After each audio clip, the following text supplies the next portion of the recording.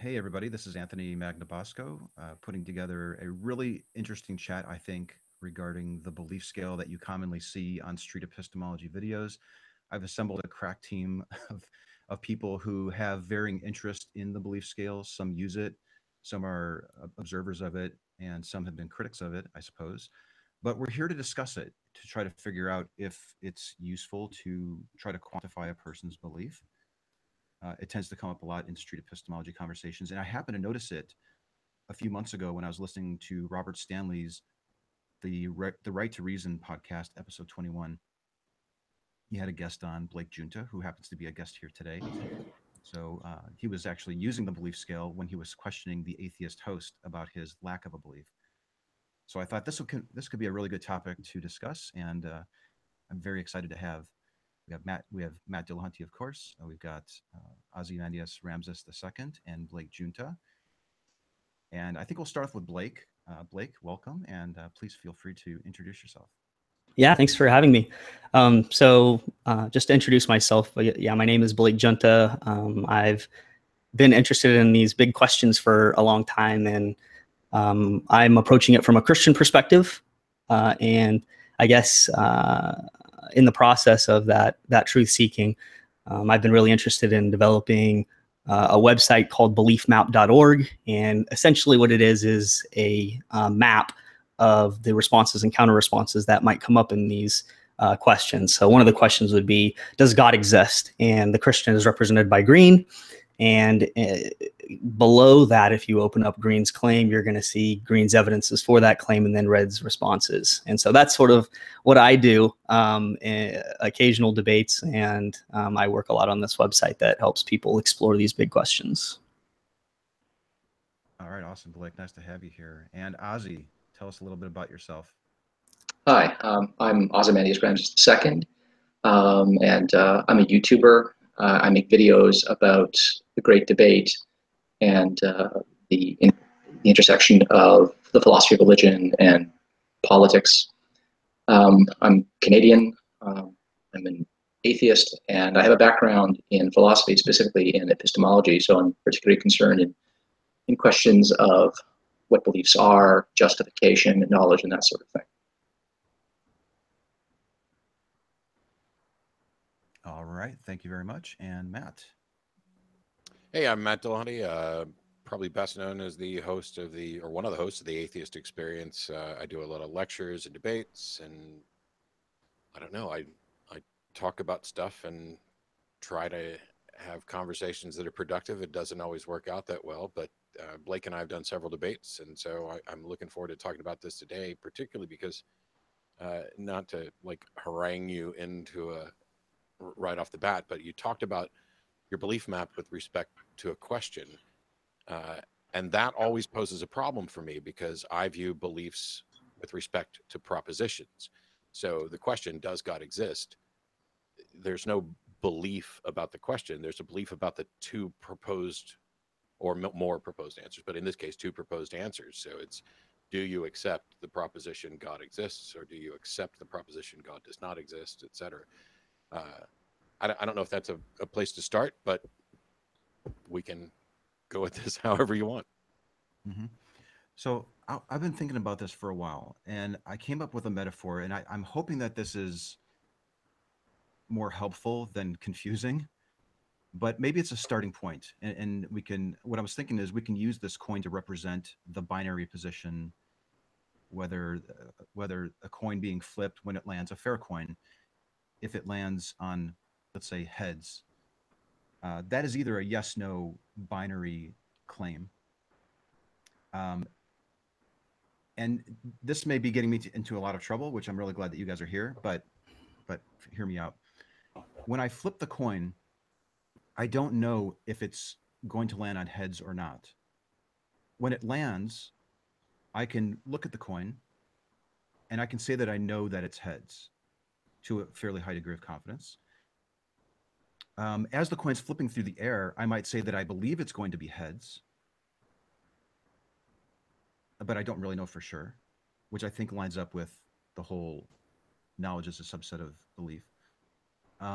If the coin were to land and roll underneath an armoire, I wouldn't know if it was heads or not, but I could still believe that it was heads. Maybe my daughter peeked under the armoire and she reported that it was heads, or I checked my horoscope earlier that day and it told me that when I flipped a coin, it was going to land on heads. So I'm not sure if this works really well, but I think it does, because the God claim is a yes/no binary proposition, as is this coin flip idea. Is that a good starting point for this? Would that work as a metaphor to discuss how a person can say they have a high degree of confidence in a belief that the coin is in a certain position? I think it's an apt metaphor or analogy. I mean, what you have here are, broadly speaking, I mean, unless you imagine the coin landing on edge or something like that, there are, roughly speaking, two possibilities, two possible outcomes. Right? It's either going to turn up heads or tails. And when we discuss the question of God's existence, we're usually imagining that either God exists or doesn't exist. There's not going to be some halfway state between existing and non-existing. Right? That's where I think the four of us are probably on the same page, is that we all probably view truth as objective, and it's an either or type of thing. It can't be both.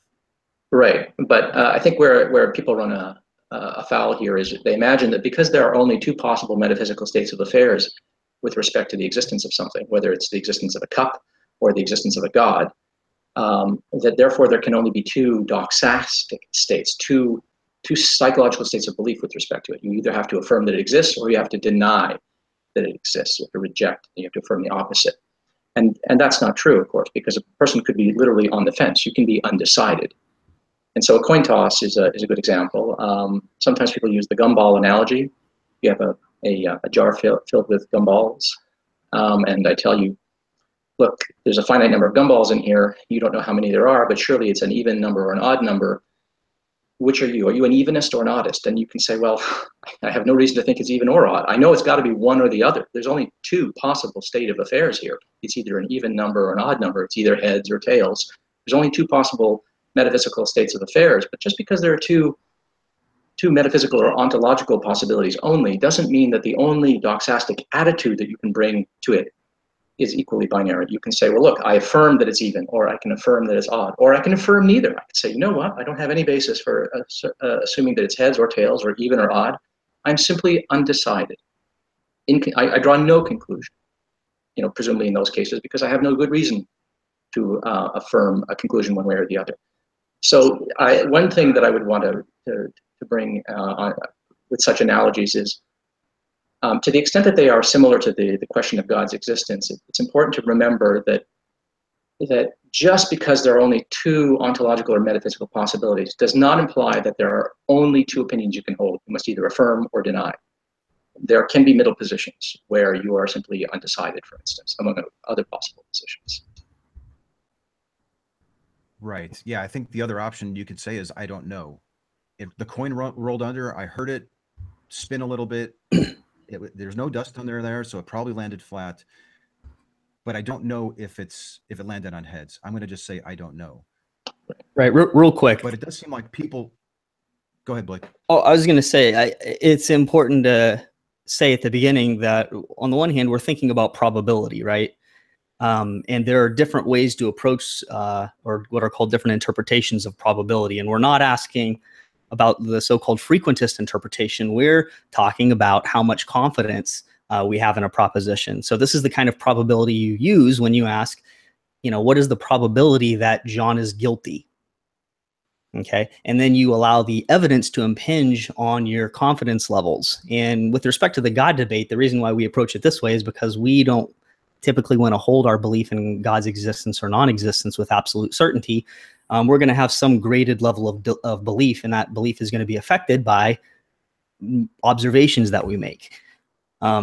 So in this case, we're focusing on a proposition like, does God exist? And I think the whole reason we're having this discussion is because we want to know how can we have a productive conversation, right?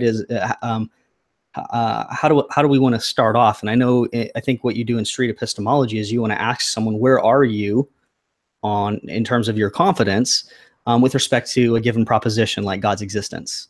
And right now, I think one of the things we're wanting to figure out is how do we represent our confidence values? What's the best way to think about it? Exactly. Kind of, So, yeah, we'll often throw up these these scales, 1 to 10, 0 to 100 or something. And we ask people to assign their level of confidence, their level of certainty that a proposition is actually true, that they believe that it's true. Yeah. So yeah, Matt, did you have something? well, yeah. So there's a number of things. Once again, and I'm not going to beat him up over it, but Blake said a proposition like "Does God exist?" That's not a proposition. That's a question, which has propositions as potential resolutions. So the first thing is there's a proposition, which is a statement. There's a reason why when you talk about all these belief methods, I don't even like the Dawkins scale, the 1 to 7, the confidence level is a separate thing from whether or not you believe something. So there's a proposition, God exists. You either accept that proposition or you do not accept it. You are either convinced of it or you do not. There's no middle ground with respect to that single proposition. There's middle ground with respect to, do you accept God exists, or do you accept no God exists, or do you, reject either, in the sense that I am not convinced of either. This is one of the strengths of propositional logic, is to get us out of the muddy waters of talking about, where are you on this question? And instead you can talk about a proposition. So there's the actual state of the coin or God or whatever it is we're talking about. Then there's what you are convinced is the state, and you can be unconvinced. Then there is your degree of confidence, which I would argue gets us towards knowledge, as knowledge is conventionally used as your confidence level. That if you are convinced to a certain extent, and nobody knows, it's not well defined, and you can't really quantify how convinced you are. And then there's another aspect, which is the reasons why you are convinced. What causes you to be convinced of a proposition? So when we talk about, like, for example, knowledge has been sometimes defined as justified true belief, a definition that I don't like and don't think is particularly practical or useful. But the reason it's that way is the justification is the reasons why. The true is the actual state of the proposition, and that you have to be convinced of it. So when you talk about, when Blake was saying we talk about, or we're concerned about probabilities, I'm happy to evaluate probabilities where I think we can. But just because, we've got a fair coin, we know it's either going to be heads or tails, ignoring the possibility that it lands on the edge. And so the probability is 50-50. But what about a die, a standard 6-sided die? There's a 1 in 6 chance that any one of the numbers are going to come up, 1, 2, 3, 4, 5, 6, if those are the numbers. But if I roll it and it rolls off the table, am I convinced it's a 2? Can I even say that I'm convinced that, there's a 1 in 6 chance it's a 2? Sure. I know enough about the die, and assuming it landed on a flat surface, that I can say there's a 1 in 6 chance that there's a 2. But that is a 1 in 6 chance of its actual state. It does not mean that if I'm convinced that it's a 2, that I am, 1/6 convinced or anything. I mean, that doesn't quite work. So I've always tried to push toward the idea that we should strive to evaluate single propositions, because here's something that seems intuitive. Wet and dry, they're antonyms. The thing is, you are either wet or you're not. And if you're wet, you're also either dry or you're not. But you can be wet to varying degrees. You can be moist, you can be soaked, you could be drenched, you could be completely underwater. But if I'm only slightly wet, I'm still wet, which also means I'm still dry. This is I'm 10% wet and 90% dry. This is where the probabilities come in between two propositions. So just because you're either wet or dry, you could in fact be both, depending on how we categorize that, but you're still always either wet or you're not. And how wet you are is a separate issue. For what it's worth, I agree with you, Matt, that a question can't be a proposition. I'd be surprised if I said that, but if I did, that was certainly my mistake. You can approach the question of God's existence, but the way you do that is you frame it as a proposition. God exists, and then you assign a credence value to, your confidence in that proposition. And it works just the same for the inverse of the proposition. So if I think the likelihood that, the proposition is God exists, if I assign a 0.9 or 90% likelihood of that being true, then presumably for the proposition God does not exist, the likelihood is 10% for me. So they would work together. But this is just to say I agree with you in that regard. Yeah. But my question, though, is there are things for which we can, I don't like to use probabilities unless we can have some demonstration that it's actually calculable, because otherwise it seems like we're just kind of pulling it out of thin air. And so I'm less concerned about if you assign a probability of God's existence of 90%, I want to know why, not what. I don't care, not that you know me, but I don't care what your guess as to what the probability is. I care what the actual probability is. Just like I don't care if somebody believes in a God, I care whether or not that belief is actually warranted and justified. Just to clarify, I mean, obviously, God exists or he doesn't. Objectively speaking, there is no middle ground. So you have to approach it epistemically from a point of view of what evidence you have, right? I assume you agree with that. Sure. Okay. And that's all we're talking about. It's, you like to talk about the court case. So let's say we're dealing with is John guilty? Mm-hmm. That's the question. So the proposition we're holding in our mind is John is guilty, and you are going to want your confidence in that proposition to be influenced by the evidence. And I think this is the value of approaching it the way street epistemologists do, and the way I do is I want to find out, okay, where are you right now? Are you pretty confident that John is guilty? Or are you thinking that there's like a 0.3? You assign a 0.3 to the likelihood that John is guilty. And then I want to start introducing new data. And this data should be stuff that is either more expected or more unexpected on the hypothesis that John is guilty. And after you've been presented with this new data, you what's called revise your belief to fit the new evidence. And I think that's the game we're all playing, right? That's how truth seeking looks. I think we played a little differently when we're doing SE, though. I think we listen to what the claim is, and then we inspect the justifications for it, and the reliability of the epistemology that was used to be 90% or 100% certain that something is true. Good. So we tend to tug at the evidence where maybe you are providing evidence to go in a different direction, perhaps. Yeah, so maybe someone has some evidence that has already influenced their confidence values, and you're wanting to question the evidence. And the idea is if I take away this evidence, then you should reset back to that rational starting position, whatever that is. What if the rational starting position is undefined, unknown? Like if you were to say, what is the probability that a God exists? Instinctively, I think myself and a lot of other atheists might be tempted to just say 0. But I don't do that, because that to me is also a value assessment for something that I find no way to assess a probability. I definitely don't think that there's any good reason to think that there's a God, but I couldn't possibly put a number on it, including 0. I wonder if that's true, that you couldn't put a number on it, or at least a rough number. I think when Matt brought up that example of the die, you can inspect the die. You can see that it has 6 sides or 8 sides or 12 sides. But with the God claim, we just have the claim.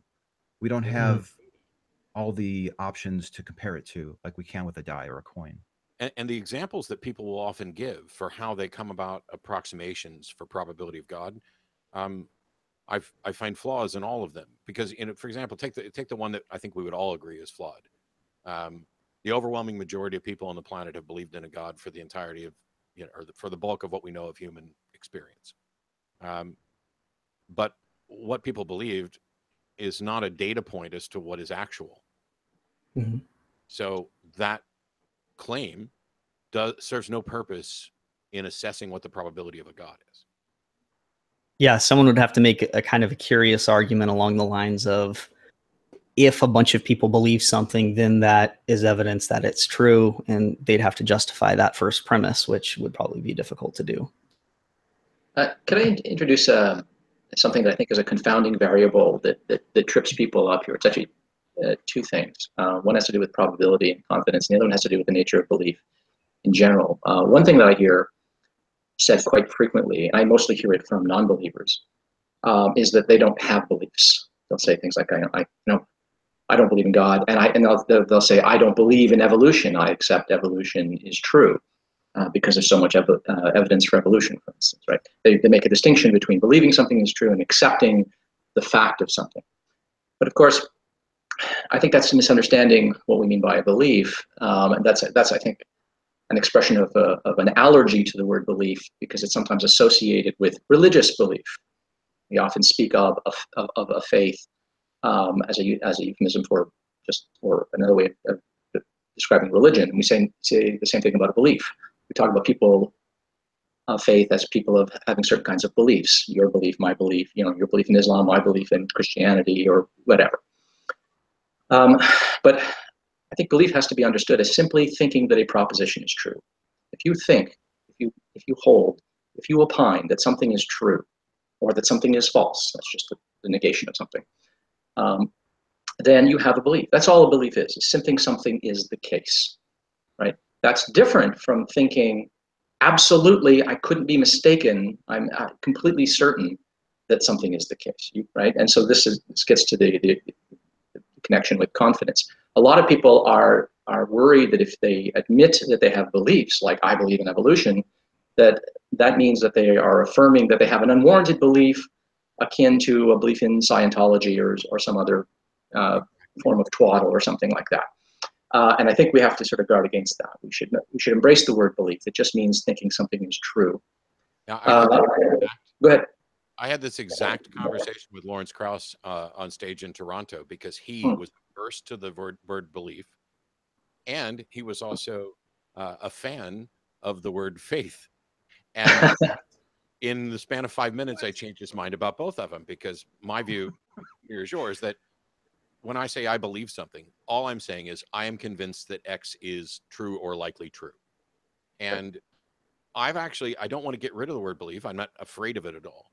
But if I use the word belief and it's clear that it's causing confusion about the subject, then if I'm going to have to immediately explain that belief means being convinced, I might as well start by saying, I am convinced that there is a God, or I am not convinced that there is a God, which allows you to say, position A, theism, I am convinced a God exists. Non-theism, I am not convinced a God exists, or soft atheism or weak atheism or whatever, however you want to do the label. And then the strong atheism or anti-theism, if people prefer, is I am convinced that no God exists.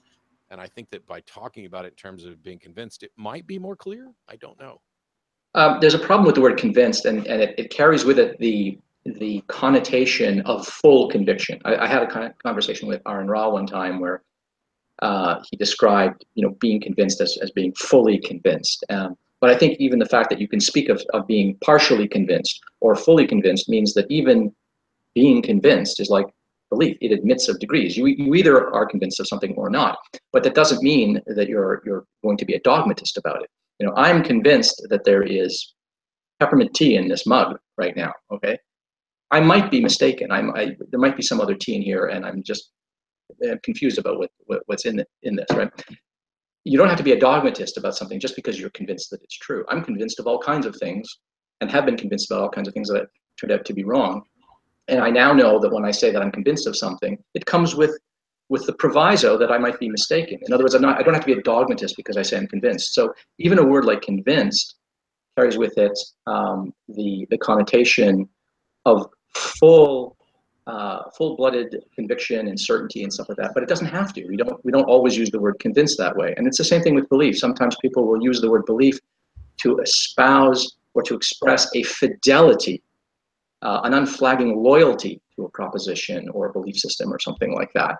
But very often when we use the word belief, most of the times when we say we believe something, we just mean, it is my opinion that such and such is the case. And that's something that admits of degrees of confidence.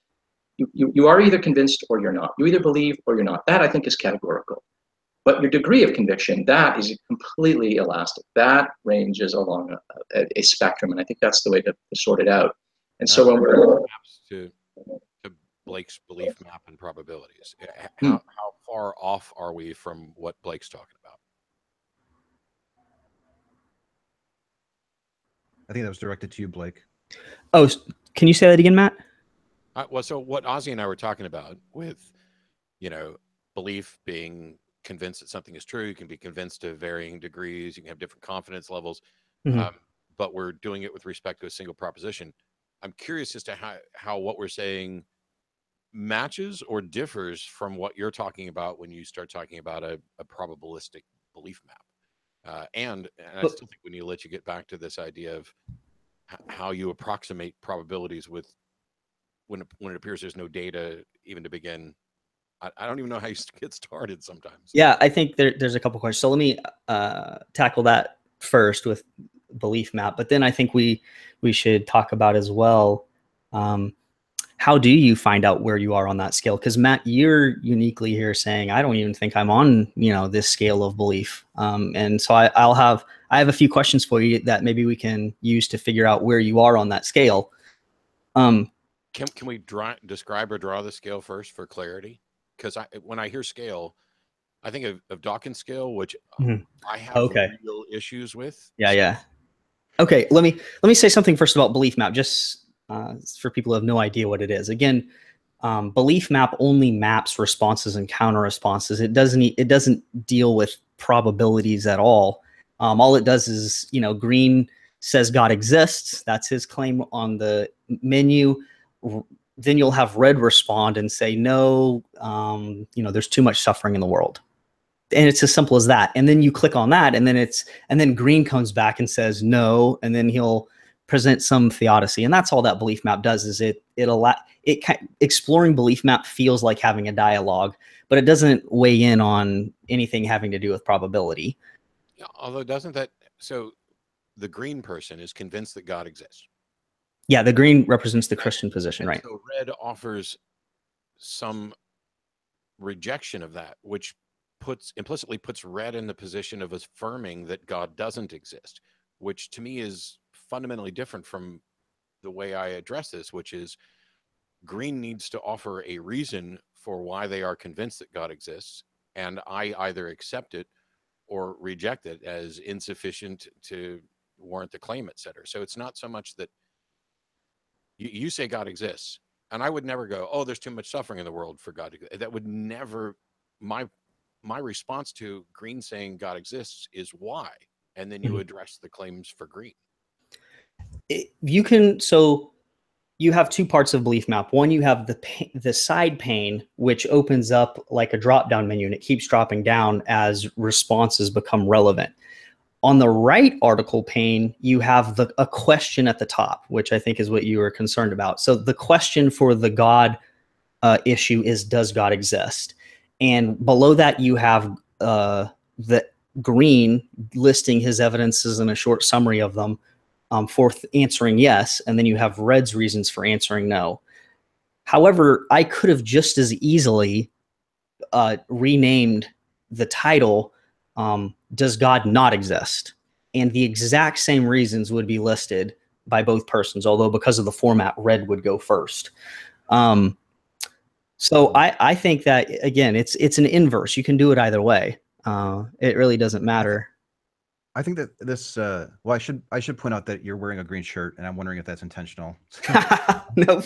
But I think this goes a little further than what Ozzy was suggesting with regards to the burden that we take on by saying that we hold a belief.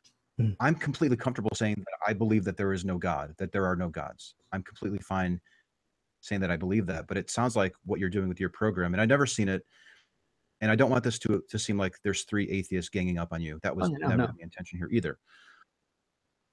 By framing it in the way that you've just outlined, I'm pretty sure that Blake loves this in the same way that I wish I was, up against 3 or 4 theists at the same time. This is Matt's fantasy, but it's reversed. Yeah. What I was getting at, though, it sounds like the way that you're framing it, in order for anyone to participate in your experiment in your website, and I've never been there to check it out, is that in order to play, you need to take a position, you need to make a claim, implications for holding that claim. And I'm not comfortable going that far. Like yeah, when you first described it, I was like, wait a second. I would never respond with that. I would just say, no, I'm just not convinced by what you're claiming is true.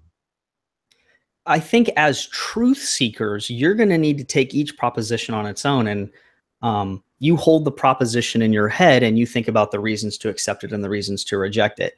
I've set up belief maps so that important topics relevant to the gospel, because that's what I'm interested in as a Christian, get talked about. And I actually set it up in the exploration pane on the left as green making the assertions. So I have green make the assertion: first, God exists; two, Jesus is a real historical figure; three, Jesus stands out as a chosen representative of God.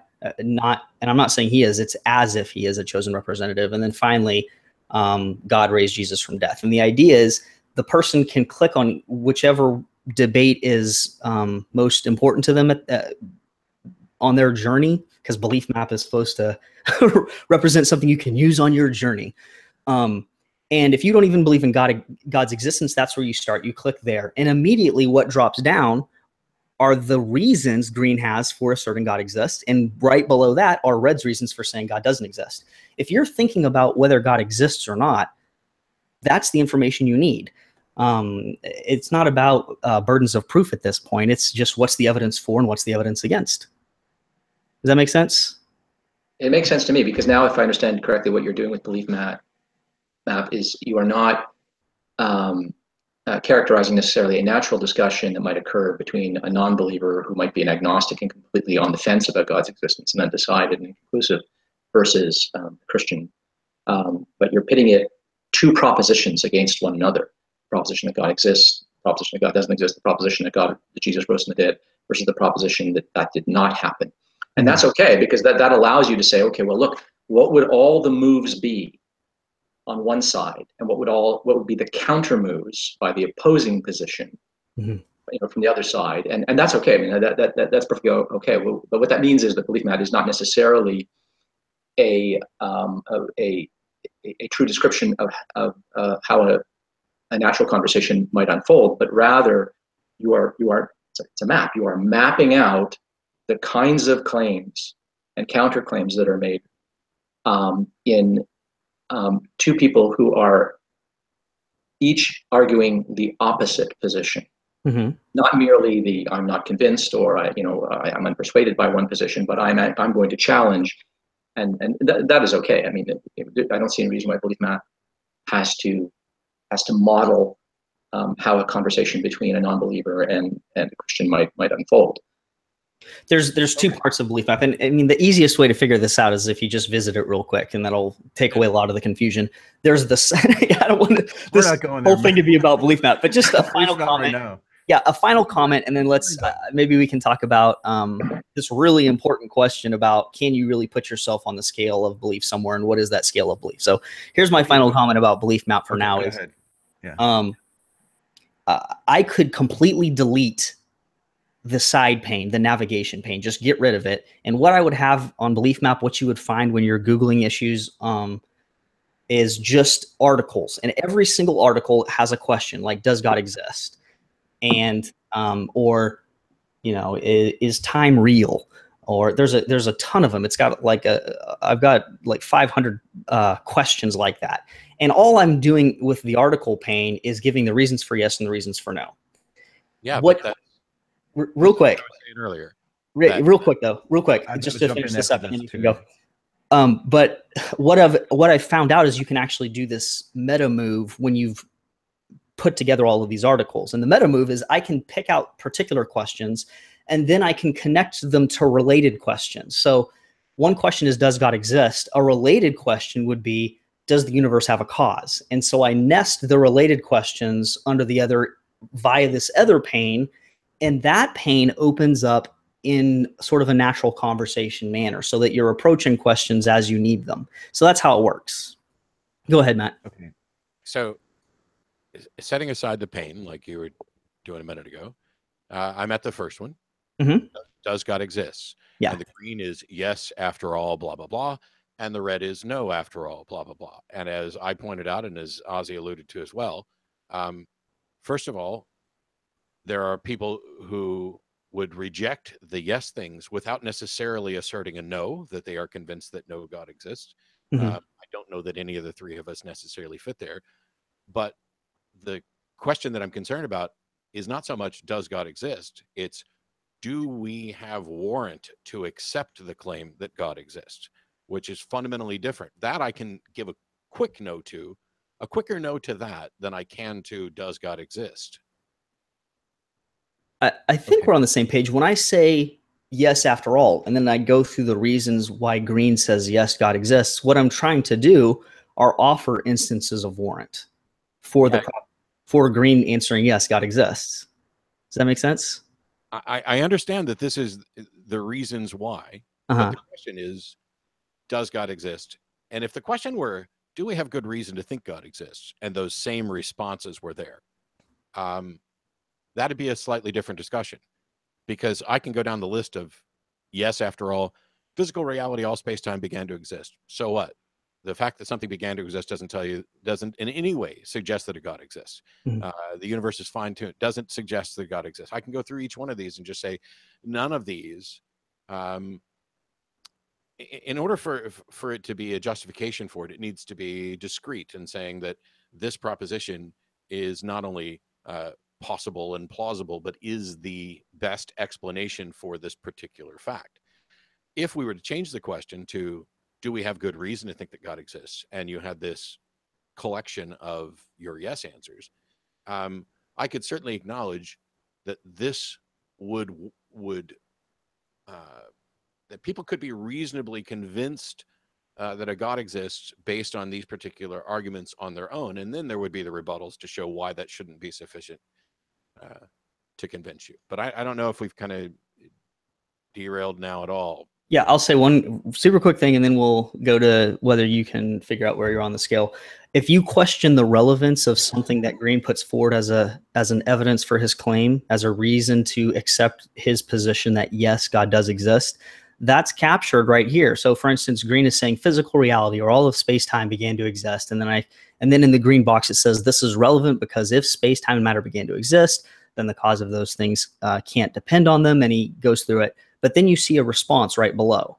And the response says, but so what? Plausibly, the universe began to exist without a cause. Or plausibly, the cause isn't God.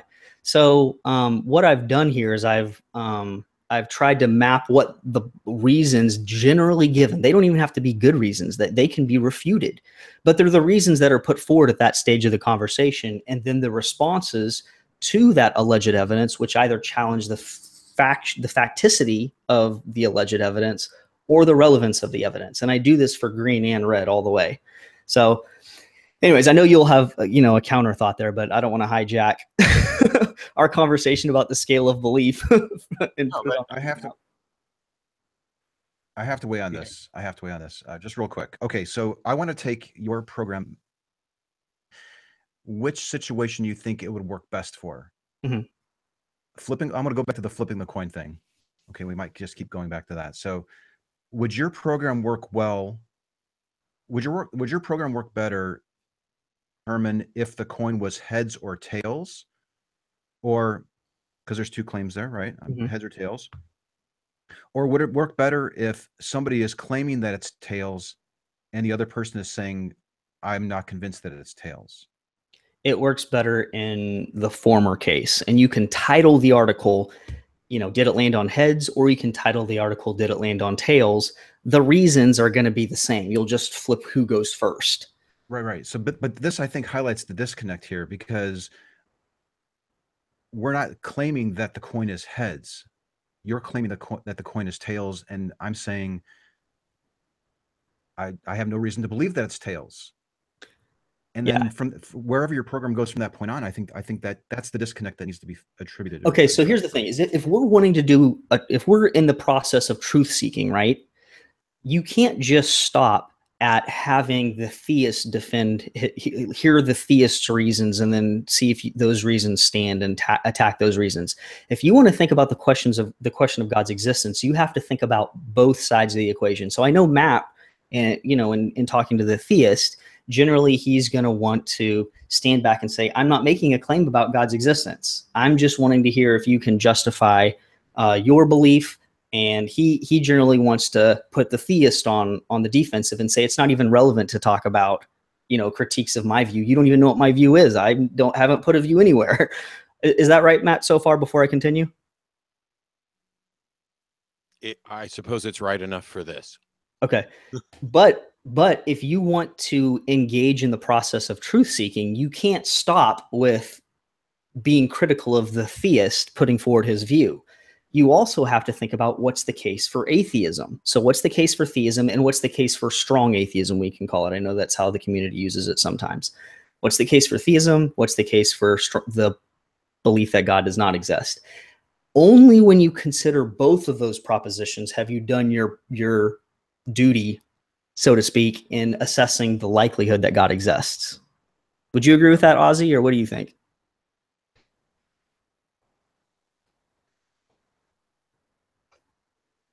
Sorry, I had some difficulty unmuting myself there.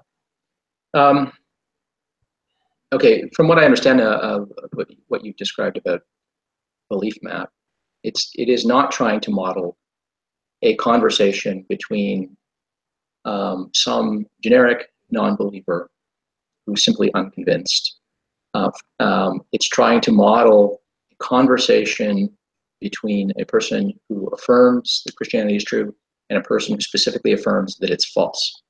And that's why you're saying, look, I could just as easy, because I have arguments for why it's false, just as I have arguments for why it's true, I could just as easily reverse the two colors and have the conversation appear in a slightly different order. And that's what, and I think that's perfectly okay. For exploring the reasons for and against. That's right. That's right. And I think we do want to know the reasons for and against. I mean, I've been somewhat critical of some of my fellow atheists because so many of them are very, very good at putting up objections to arguments for God's existence, and they're very good at countering certain apologetical moves, but they seem lost when it comes to coming up with reasons why they think such gods don't exist, right? Mm-hmm. So it's one thing to undermine a case. It's another thing to argue against the case, making the positive claim.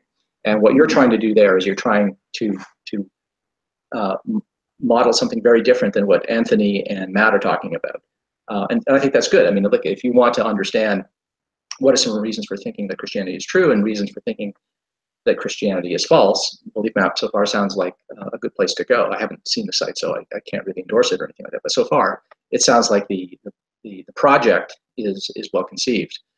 But the caution that I would want to throw in, which I think is what Anthony and Matt are doing here, is wait a second. No one should be lulled into thinking that when they're talking to either someone affirming that God exists or affirming the opposite, that God doesn't exist, never are you required to take up the opposite side, right? You can simply fail to be convinced, and you can simply throw up objections saying, wait a minute, I don't think that's a good argument. I think that's a crappy argument. It doesn't matter how many crappy arguments you have. If I can undermine them all and show that they're crappy, I don't have a reason to think that it's true, and I don't have to have a reason for thinking that it's false. And so I think that's the concern. Yeah, no, we're on the same page then. I agree with that. All Belief Map's supposed to do is help you encounter the reasons for and against while you come up with your own beliefs. That's all. That's all it does.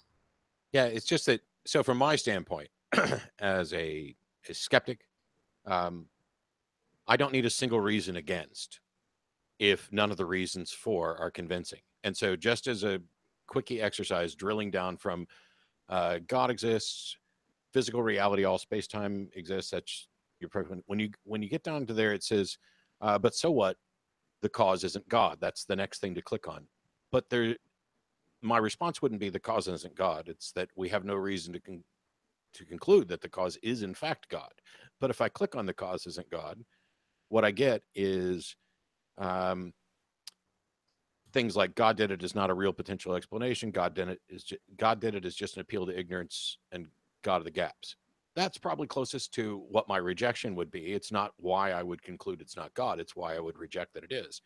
But if I click on that, then it gets down to God did it as just an appeal to ignorance. And then you have, no, theistic explanations are not necessarily appeals to ignorance.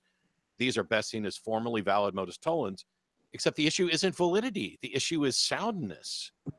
And so when I go through what's on Belief Map, one of the exercises that I do to try to see things more clearly is anywhere I see theism, I replace it with the butler did it.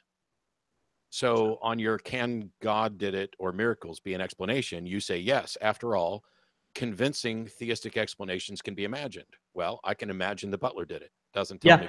But so just so real quick, Matt. Yeah. Just this is a formal philosophical question. Can theism be an explanation? We're not asking whether it's true. In this case, the objection from some people is that theistic explanation isn't even the kind of thing that could be a potential explanation. And all that article is addressing is whether I agree that's a separate question. So huh? You say convincing theistic explanations can be imagined. Well, I can imagine that a unicorn did it. But that's excellent. Then a unicorn did it is a potential explanation. So all that would mean is Red's particular objection that this can't even potentially be an explanation is false, because you've acknowledged that it is a potential explanation. It's just a bad one. Okay. But under that, there's almost nothing that couldn't be an explanation. Yeah, I agree. And that's why Red shouldn't use the objection that God did it can't be an explanation. What Red should say instead, real quick, what Red should say instead is not that God did it can't be an explanation. What Red should say is God did it isn't a good explanation. Well, I would say it doesn't exist among the possible explanations in the sense, and I'm going to get them backwards. So we have no reason to think unicorns exist. So to say a unicorn ate my homework, and if somebody says that's impossible, they're speaking colloquially. They're not saying, oh, I know that given the rules of the universe, a unicorn can't exist. What they're saying is we have no reason to believe that a unicorn can exist, and therefore there can be no reasonable conclusion that a unicorn ate your homework.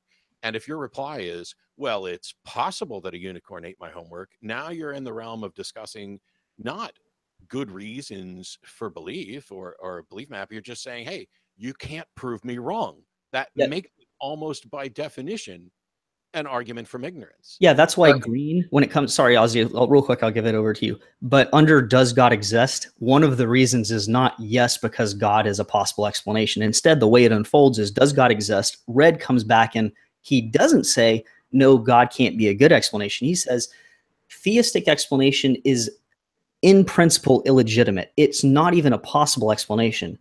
And then now Red is on the offense when he's making a positive claim when he says that. Now Green comes back and says, wait a second, there's problems with that. You're the one that's picking what Red's thing is. And so that. But I'm giving Red a million options. He doesn't have to click that. You can give him a million options, but if there's a million straw men, it doesn't do anything. The Red's objection shouldn't be that theism isn't a possible explanation. It's that theism has not been demonstrated to be among the possible explanations in reality. Yeah, I'll give it over to Ozzy here. I know he was wanting to say something. I've forgotten the point, actually. I'm sorry. That's my fault. Oh, no, I remember. No, it's not your fault, Matt. If Red is, in fact, affirming something as strong as a God or this particular God could never be a candidate explanation in principle, then it is, if that's the objection, then the right rebuttal is, well, wait a second, right? That's fine, but that's a very strong claim. Matt's point is that is something of a straw man. Although I have to say, in fairness to you here, that I have heard non-believers and atheists say flat out, gods can never be an explanation. I have myself said there are no supernatural explanations. And what I mean by that is no supernatural explanation has ever been demonstrated to be the correct explanation. No gods have ever been demonstrated to be the correct explanation. Not that no god or supernatural explanation could be a candidate, right? So, and that is sometimes misconstrued as I'm saying it's impossible for the supernatural to be an explanation or for a god to be an explanation. Greg, things could be. Gregory Dawes has a book called Theism and Explanation. He explains in the beginning that you have different kinds of arguments that come into play with respect to the question of whether God's an explanation. Some people do say that God, in principle, cannot even be a potential explanation. Yeah. Others will say God can. We both reject that. Okay. Yeah. There are people on the map who say that, and so it's worth putting it on the map so that if a particular individual sympathizes with that objection, then he explores right there. Other people, they'll never click that because they don't think that's not my objection. They'll see the problem of evil though, and they'll click on that one because they sympathize with it, and they'll say, "Oh yeah, what's the response to the problem of evil? Let's look at that." Does Belief Map have what Matt and I are describing here? You know, someone who is saying, well, it's not that a God in principle could never be an explanation. It's that we don't have a reason to think that it's the correct explanation, that it's a candidate explanation. Do you have something like is that sort of modeled somewhere in the Belief Map? It's with respect to any proposition, implicitly, the idea is if an individual has no surviving reasons for accepting the proposition. So here we're talking about, does God exist? If all of Green's reasons for answering yes, God does exist, if all of them get wiped away, then obviously you have no justification left for believing that God exists, and you should not believe that God exists. That's implicit. I don't think that quite addressed what Ozzy was saying. So there's a difference between someone asserting God cannot possibly be an explanation, and someone noting that God is not currently among the known possible explanations for something. Oh, is that what you're saying, Ozzy? Just to clarify, I missed what Matt said there. There was a buzzing noise. There's a difference between someone saying God cannot be an explanation forever and always, and God is not among the known possible candidates for an explanation currently. Yeah, no, those are completely different propositions. That's your objection, though, Ozzy? That's what you're raising. Yeah, it's what Matt was talking about earlier. It's not a question of validity; it's a question of soundness. Here's the problem with that kind of thinking: is the way that we come to believe that something exists in the first place often is by encountering a situation that is best explained by the existence of that thing. So you can come to believe in the existence of quasars without having established that quasars exist first. The whole point is you point to some data and you say that the existence of this thing best explains that data. That's how we come to believe things exist in the first place. So I don't see that as a problem. It's not a problem in principle that way. I mean, most scientific discoveries begin with simply postulating an entity. I mean, how did we discover, the planet Pluto, right? We didn't actually look and see that it was there. That's how we confirmed that it was there. But there were reasons for thinking that it was there beforehand. Namely, there were odd eccentricities and perturbations in the orbit of Neptune, and so they said, wait a minute, what could possibly cause these weird eccentricities in the orbit of Neptune? Well, we know what kinds of things cause eccentricities in orbits. We know that if there was a body of about a certain size, a certain mass, a certain distance, traveling along a certain trajectory, that would do exactly what we are seeing Neptune doing, and that would explain it. So it's an inference to the best explanation. There were no other candidates on offer. And because that was the best candidate on offer, then Clyde Tombaugh and others started looking. They started taking, the pictures of that particular part of the night sky, and they found it. But that's just all you've done is you've picked out a different kind of evidence other than observation. You've picked out the evidence in terms of these perturbations, and that just pushes the question back. Well, how did a planet become an option for explaining perturbations? You can. Well, no, I'm not challenging what you're saying there. I'm trying to give an instance of what you're saying of inference to the best explanation. Right? We had a good reason for thinking that Pluto existed even before we confirmed it independently through a direct observation. We had indirect observations, basically. We had observations of what Neptune was doing. Now, maybe there was two bodies out there causing these things, interacting in a complex way, and there was no planet Pluto. There could have been two other bodies out there causing these eccentricities. That too would have been a candidate explanation, right? Potentially. So the point is, we routinely come to believe that something exists without knowing that we're right, without being able to independently confirm that the posit is true. Okay, that's exactly. I mean, Clyde Tombaugh and others, they didn't casually just look up in the sky, right? I mean, this was an enormous piece of labor that went on for a long, long time. There's no way Clyde Tombaugh acted on this hypothesis with the dedication that he did, except that he thought it was true. He had good reasons, and he was vindicated, right? So we are often vindicated in our inference to the best explanation in this use of abduction. But Ozzy, and I suspect you actually don't share Matt's objection here, because if you accept this objection that you can't accept something as the best explanation until you establish that it's even a candidate explanation, you run into a regress problem, because nothing can ever be a first instance. Well, okay.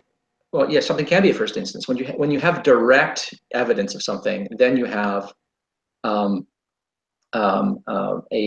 canonical example or a paradigm case of the kind of posit question. For instance, in the case of discovering Pluto, right? If we had posited pixies, okay, pixies that could exert an influence on local gravity or something like that, and pull bodies around or something like that, that's not a candidate explanation. That's a pseudo explanation if ever there was one. But why did they posit a terrestrial-like body, a hard, some kind of rocky or icy body? It's because we know that bodies like that have this effect. We know that they exist out there. How do we know that they exist out there? Oh, because we observe them. Okay, wait. So that's just real quick. And by observe them, you mean you get perceptual evidence, right? You can look at the moon, and there's one right there. Okay, great. So here, I can't lose my thought here. So here you have, this is a new kind of evidence. It's a different kind. You have perceptual evidence that other bodies are out there, namely the moon. I can play this same game and I can say, wait a second, I understand that you're having this perceptual experience, but when did it ever even become an option that there was actually an actual object out there? You need to establish that there's a candidate entity out there first before you can start to say that this is evidence for its existence. I don't posit the moon's existence. I directly observe it. Look, here's an analogy to the Neptune-Pluto abduction. If we knew independently, right? If we could directly observe pixies, little sprites or fairies or something like that, flitting around with their little, gossamer wings or something like that, right? If we could see them, directly see them, and we saw that when at will they could just cause, bodies to move towards them, right? By affecting gravity. Okay, then all of a sudden, the idea of a really big and powerful or large collection of pixies out in space perturbing the orbit of Neptune is no longer craziness, right? We would have a paradigm case of this kind of thing. We would have canonical examples. We didn't have to use abduction or inference to the best explanation in the case of the existence of the pixies. We would know if pixies existed all around us as mundane objects, that they're there. Ozzy, that's not right. And the reason it's not right is because you're assuming that perceptions aren't an instance of justification. When you explain the existence of the moon, all you have right now is a perceptual experience of seeing a moon. That is your evidence for the existence of a moon, and you're inferring to the best explanation of your perception by saying a moon is there. This is why Aaron will not participate in conversations like this, because we were having a perfectly acceptable conversation about how we might go about determining explanations. We explain the unknown in terms of the known. I have direct observation and experience with a planet. From there, we begin to understand the characteristics of it and extrapolate out. So we have a question: why is Neptune's orbit doing something that doesn't match our other predictions? And so we list potential candidate explanations. If we were to go back 1,000 years and for some reason somebody observed Neptune and said, why does it do that? And they had no understandings of planets or gravity or anything else, they would have no candidate explanations for this. It would just be a mystery. Now, the explanation for Neptune's orbit could be Pluto, could be two bodies, could be fairies, in this hypothetical realm. But when we look at candidate explanations, we know enough about how things work This is why Aaron won't participate in this, because when we have this conversation where we have direct experience of a planet, where we're talking about how inference and abduction can lead to warranted conclusions, but the time to believe something is after we have a reasonable demonstration, you are now going back to question the foundations of whether or not our experiential information is justified. You have taken a conversation that is about, given we experience things, given we have observations, how do we come to an understanding what that is?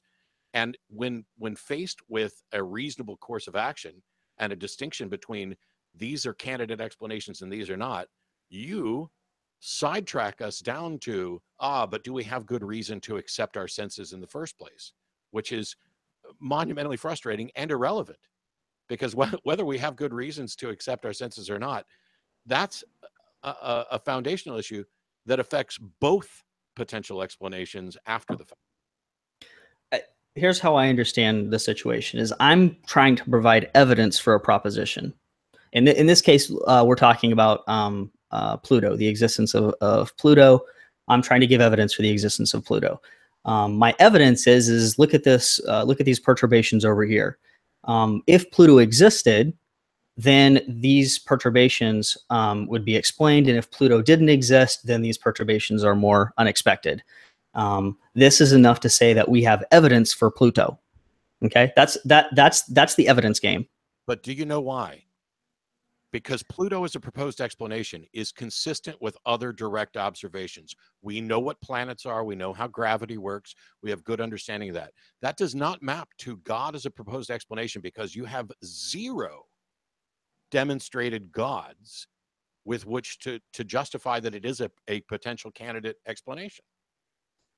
In this case, what you're saying is we've demonstrated the existence of other planets, and that's where it's disanalogous, right? Correct. Okay, and not just the existence of planets, but we know about them. We know about gravity, mass. It's not just the planets, right? It's the physical laws of the universe that are testable, demonstrable, and observable.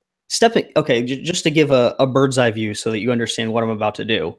This originally started with you saying you need to demonstrate that something is a candidate before you can even acquire evidence for it. Correct, and we demonstrated that a planet, not necessarily Pluto. Right. Yeah, we got it. We got it. Yeah. So the grand claim is before something can even acquire evidence, you need to demonstrate that it's even a candidate for receiving evidence. No. Oh, I'm sorry. Go ahead. Not before something can even acquire evidence, you have to demonstrate it's a candidate. You have to, before something can be considered a candidate, you have to have a demonstration that it is a possible candidate. You can accumulate evidence. Inference and abduction isn't an issue. I can have warranted beliefs. It's just that you can't propose an explanation as a candidate without any demonstration that this potential candidate could exist. Yeah, and I think this is very easily refuted. In the background, I think that something is a candidate until demonstrated otherwise. And I think you run into here's the problem, Matt. Matt, here's the problem. If you think that you need to demonstrate that something is a candidate before it can be a candidate, is it runs you into philosophical skepticism immediately, because you need to demonstrate that it's even a candidate, that there's actually a moon there. And of course, what happens is you have a perceptual experience of the moon, and that is your convincing experience that there's a moon. That's how you start. No, it's not. Merely observing a light in the sky is not the same as that is the moon. So yeah, we can call it that. That's what the label is. But what we understand about that, ancient people might have thought it was a flat disk rotating around a flat circular Earth. What we have to explore and understand what it is. So when you say everything is a possible explanation until it's proved not, is completely useless. It doesn't get you to move towards an actual explanation. In fact, what you need, this is why when you and I had this conversation, when I asked how you would demonstrate that there's a telepathic, telekinetic person outside of the room doing something, you gave good examples of a testable scenario. And yet that same thing applies to a God. And then you went into, well, couldn't use those kinds of examples. I'm not saying that you need to demonstrate that there is a planet out there before you can have evidence for it. I'm saying that if we have an observation, Neptune's quirky movements, and we look through proposed candidates, we look through those candidates that are tied to known understood things. We don't make a list of candidates that begins with fairies. We make a list of candidates that begins with planets, because we know that the orbit and movement of planets and their mass affects the orbit and movement of other planets. I strongly believe that if you think this through, you're going to realize you can't get any knowledge to begin with, because there's a regress problem. How do you get your first instances of knowledge? I'm not talking about analytic knowledge, but the so-called synthetic knowledge. Direct observation. Yeah, we have direct observations. I mean, we're organisms that have perceptual apparatus that tracks reality. Okay, we all trust in the reliability of our senses, our memories, our inferential, so forth. Right, that is a starting set of assumptions. If we didn't start with that, if we do call those into question, we do fall into skepticism. That's what skepticism is. Skepticism calls those into questions. I'm not someone who thinks that those assumptions can actually be warranted. I think those assumptions are in fact faith claims. They cannot be warranted, but they are what constitutes rationality and reasonableness. And so they are, in my view, they're kind of properly basic belief. But Ozzy, wait, let me finish the point. A difficulty, it's okay. A difficulty for your position, and what I think Matt is sort of getting at is, listen, if I were to say, listen, there are pixies that are causing these perturbations, and you'd say, well, wait, there's no pixies. I mean, what are you talking about? Well, a pixie is this kind of thing, and I describe it, but none of my descriptions actually generate, predictive expectations. If I then you say, well, wait a minute, how would it cause this? And I just say, well, one of the properties of a pixie is that it has the ability to influence gravity around it. And I start just larding this posit with exactly the properties it would need to move Neptune in exactly this course. And now, this is completely ad hoc, right? And so I think this is a problem here.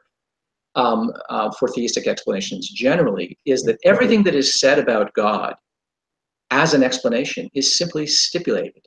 God has the power to create universes. Why? He's a universe creating thing. He's right. So you're positing a being that has all knowledge, all power, omnibenevolent, all these things. He has all of these attributes, but in my view, they are purely stipulative. There's no discovery involved in this kind of thing, just as there would be no discovery that the positive of pixie has these the ability to do this. And that's why it's different than when we directly observe something. We say, I can observe that it has these effects and these properties, right? I have discovered this about the moon, for instance, or I've discovered this about some mundane object. It is not merely posited, not merely stipulated. Right. Oh, listen, I absolutely agree with you. When you're talking about the pixies, what we're getting at here is what in Bayesian epistemology is called your prior probability, right?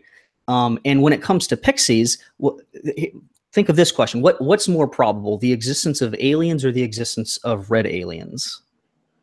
Which one's more probable? Well, to the extent that aliens could, in principle, come in any color, I would say aliens rather than red aliens. Right, exactly. And which is more probable, the existence of red aliens or the existence of red aliens with blonde hair? Every time. We're talking about subjective probabilities here, right? There's no frequency. Remember, this is we're not talking here. When you ask me that question, you're not asking me to consult a table with a frequency distribution and on the basis of that, right? For all I know, it's metaphysically impossible for there to be red aliens. Maybe there cannot be red humanoid intelligent beings out there. Maybe that's just impossible, right? This is an epistemic possibility. It is simply something I can conceive. Right. Yes, but it's epistemic probability that we're using when assessing the likelihood of John's guilt. And it is a rule in probability that when one entails the other, right, then the one that does the entailing the thing that gets entailed is less than or equal to. There's a huge problem here. What's the likelihood that there's a being that can create a hydrogen atom? What's the likelihood that there's a being that can create a hydrogen atom and a tree? What's the likelihood that there's a being that can, blah, blah, blah, blah, blah. When you're talking about multiplying entities to the extent, Yeah, this is well analyzed, guys. I mean, this is talking about the intrinsic, what's called the intrinsic probability of theism. Well, like lots of stuff has been published on this, and I love that's one of my favorite topics. I need to clear up this one confusion, because you kind of got my position wrong twice and assumed that Ozzy and I weren't going to agree. The time to believe that Pluto is the best explanation for Neptune's quirks is after Pluto is known to exist and demonstrated to serve as a justified causal explanation. But the time to believe that some planet, later to be called Pluto, is a possible explanation is after we know about planets, not after we know about Pluto. What I think is the disconnect between us is I see coming to believe that other planets exist as an inference. It's not a direct knowledge. What's happening is there's an inference to the belief that there are other planets, which means that's your first step.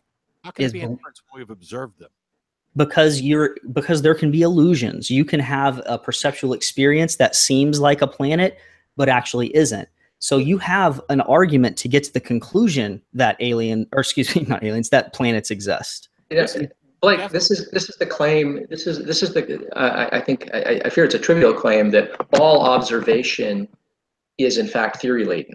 But that's okay. I mean, there can be inferences in our observations, right? I mean, when I observe the moon, how do I know that it's not a flat disk circling over a flat Earth, right? For instance, right? But when we say that something is an observation, we're not saying that it stands in a different epistemological relationship from inference to the best explanation, such that there's no theorizing going on in the observation. There always is. When I look down a microscope, am I having an observation? When I look at and I see paramecia down there, yes, that's a direct observation. But wait a minute. You're assuming that the microscope is magnifying and enlarging things. You're assuming that what you're looking at is something that is too small to be seen by the naked eye. You're assuming all kinds of things about optics. Is all of that actually at work? Yes. To use a microscope involves inference to the best explanation, right? But that's not what we mean when what we don't mean, what nobody here means by direct observation is an observation that is free of any kind of inference.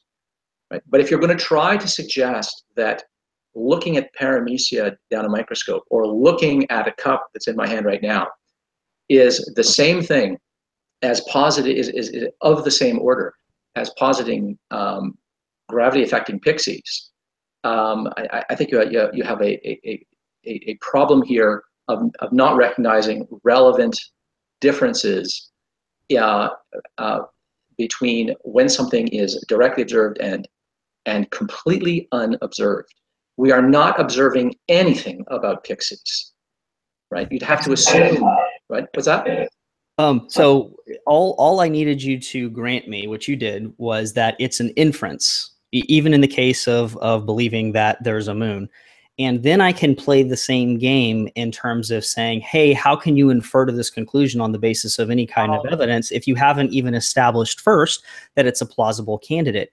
I acknowledge that pixies are completely different because they have such a low prior probability. And the reason they have a low prior probability is because they're so detailed and they're improbable for the same kind of reason that a blonde, four-legged, red alien that says the word hi every second of its existence.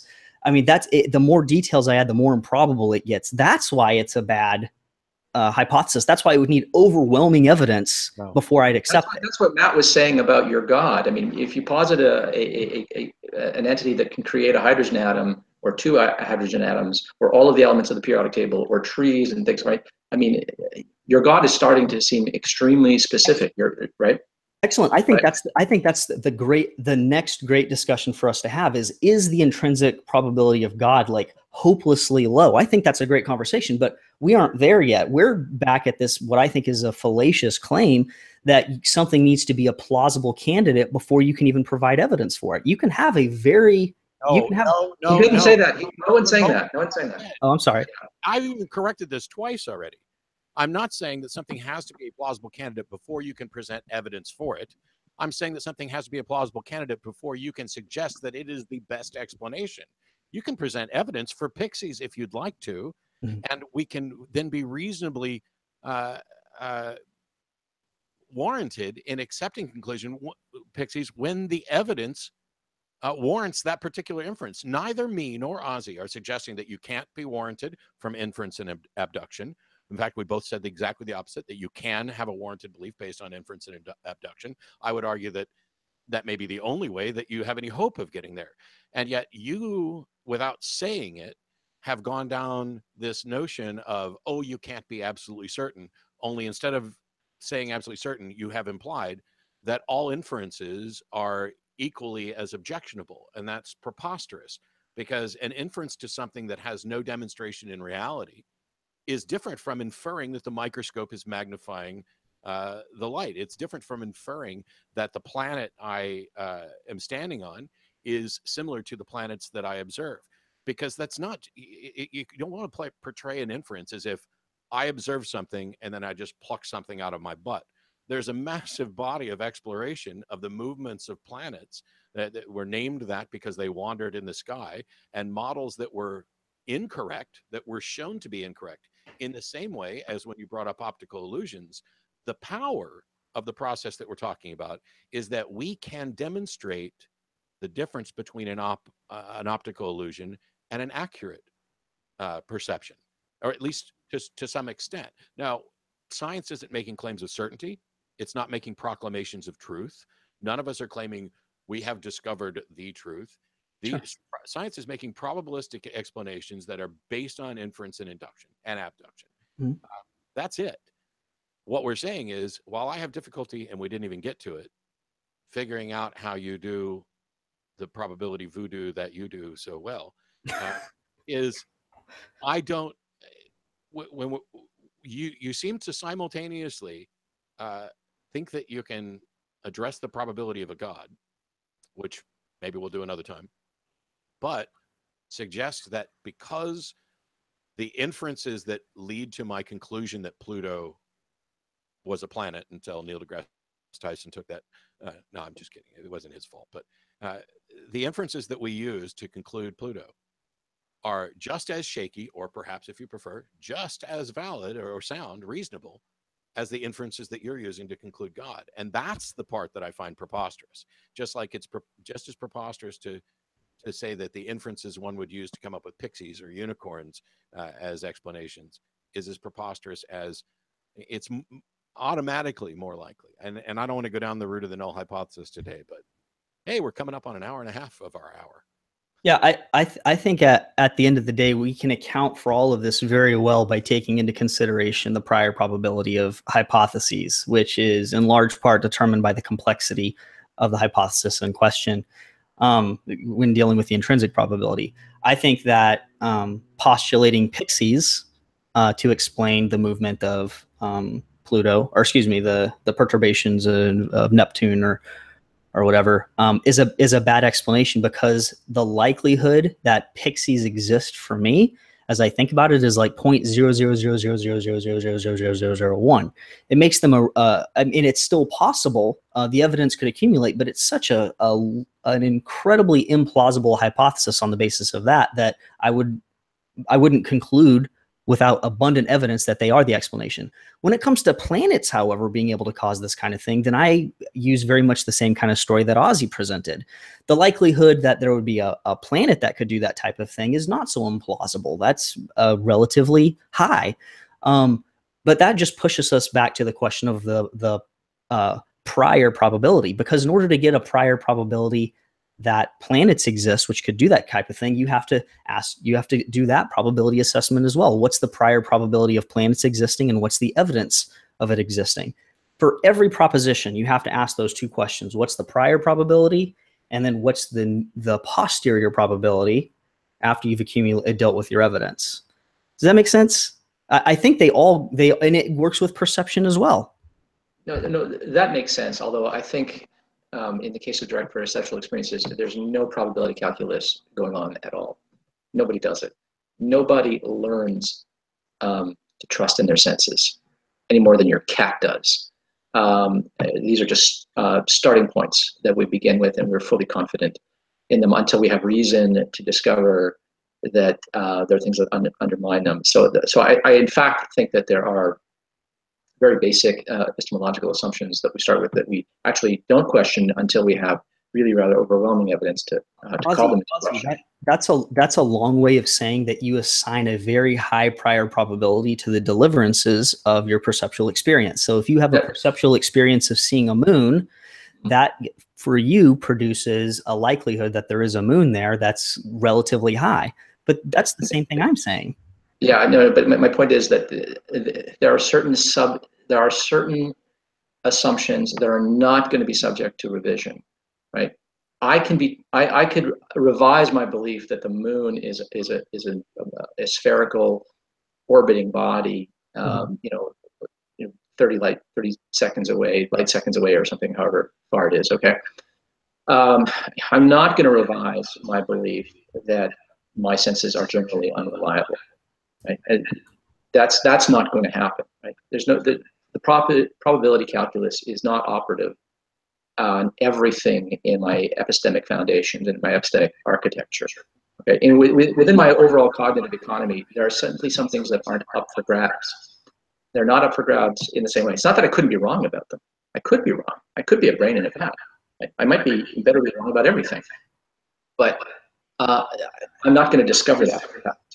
There's nothing that will convince me that all my memories are wrong, for instance. I'd have to trust my memory, use my memory, assume the reliability of my memory in any assessment of how horrible and systematically unreliable my memory is, right? So, so there are certain epistemological principles that we start with that I think are not subject to revision in the same way that I could revise my belief that the moon is a spherical body orbiting the Earth. Ozzy, so remember that the grand question here is, and correct me if I'm wrong, because I haven't worded it precisely as I'm trying to do it. It's something along the lines of something needs to be a candidate in some way before you can have evidential confirmation of it. Can you word that more accurately? Can you just say it one more time? I want to make sure I don't mischaracterize. It was the original idea that you put forward, and I was like, do you and Matt agree on this? And the idea was something along the lines of it needs to be a candidate in some way first before you can acquire confirmation for it. Yeah, it does have to be a candidate, but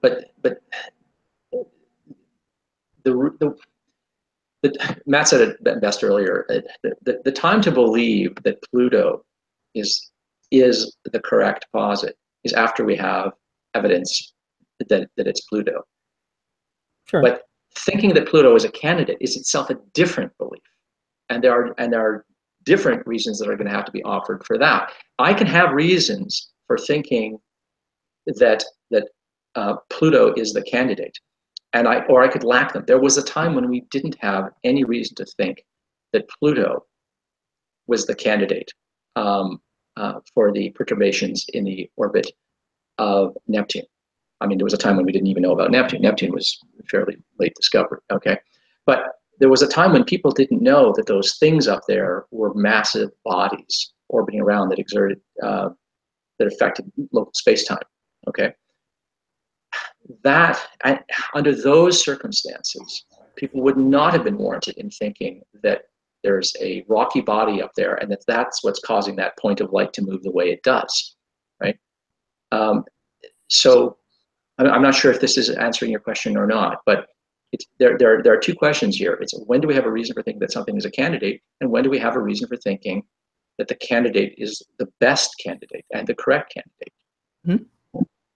So two quick things. One, we understand that our senses aren't 100% reliable. We even understand and can, in some cases, measure and quantify how unreliable they are. There's a reason I have corrective lenses when I'm in front of the TV screen and not when I'm driving. But I wonder, and we'll have to save this for another time, so I apologize for potentially dropping a bomb. But in these discussions about probability, and the language here isn't going to be right, but it's kind of the way I'm viewing it. There seems to me to be a distinction between the absolute or actual probability of this explanation and the relative probability of this explanation. So the relative probability of Pluto versus pixies. I'm fine with just saying the default probability, relative probability, is 0, begins at 0 until there's justification for it. And it seems that, from what something Blake said earlier, that he views the default relative probability as 100% until there's evidence against it. And that, to me, may get to the difference here. I don't know.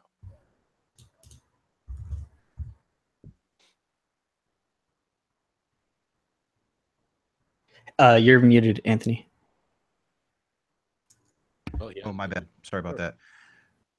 Yeah, let's wrap it up. We hit the hour and 30-minute mark. That was a great conversation. It took some interesting turns. I didn't expect it to go in the directions that it did, but and I feel like I was more of a passenger than you know. But it was wonderful to observe that and listen to you guys work those things out.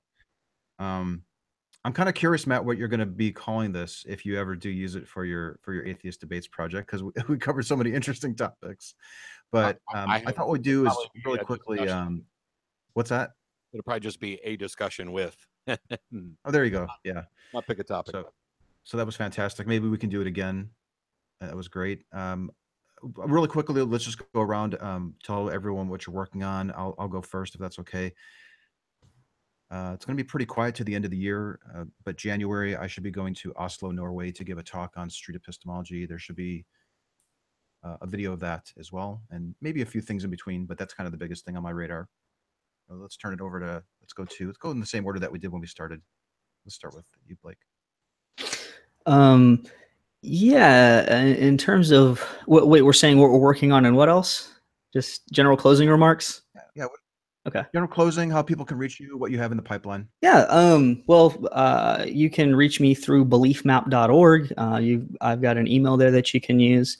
I'm always adding content to BeliefMap, so that's what I'm working on. One of the questions under "Does God exist?" is does God have a here's the way to frame it: is God extraordinary? Is God very intrinsically improbable? Which was, a big part of what we were discussing today. I mentioned that's a discussion we want to have. Matt raised that argument that, well, think about how complex God is, because God can't just create the one thing; He can create another thing. So BeliefMap covers that.